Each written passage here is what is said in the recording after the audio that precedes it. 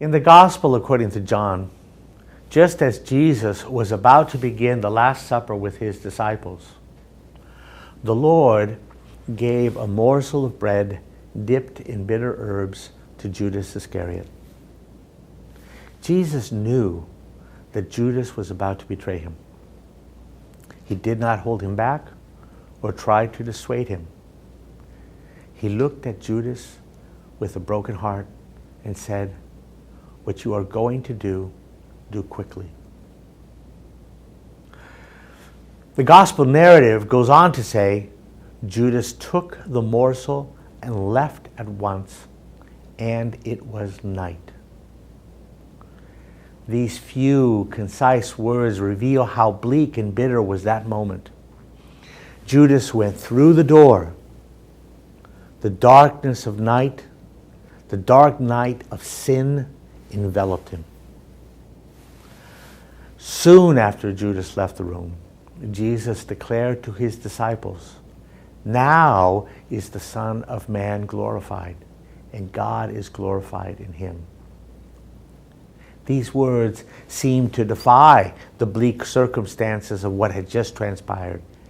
Yet they were for Jesus, and they conveyed to us the mysterious reality of God's mercy that would overcome the darkness and bring to a brilliant luster the light of Christ.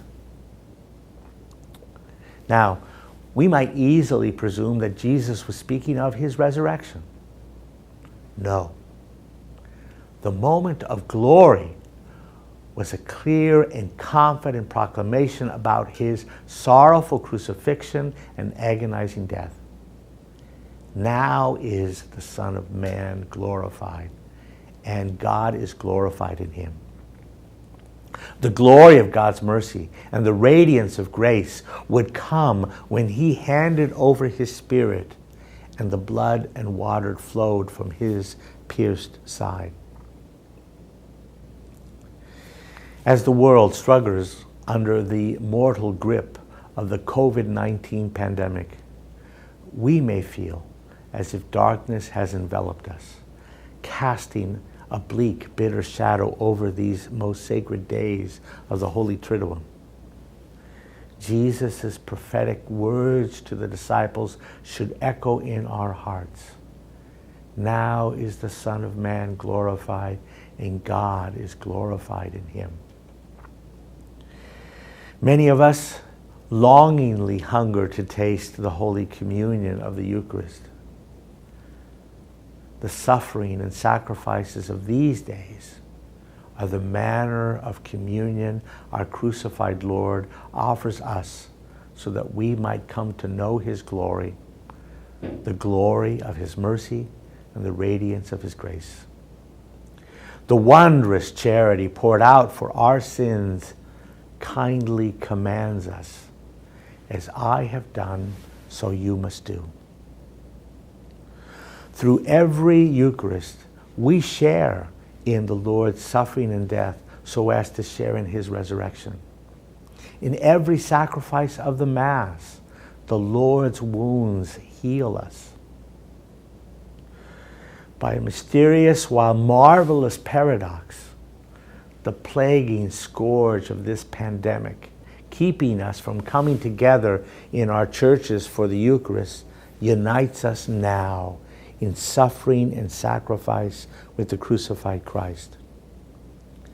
And the Lord urges us to see, now is the Son of Man glorified, and God is glorified in him.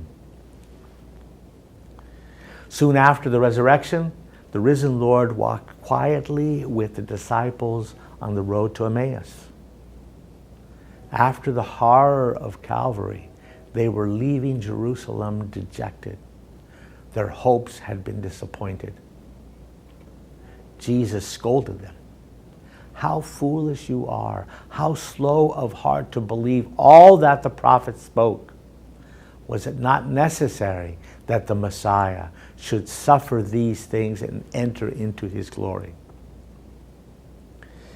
May the same risen Lord give us the clarity and conviction to see his glory even in the tribulations of these days, and may our hearts burn within us with the light of Easter joy.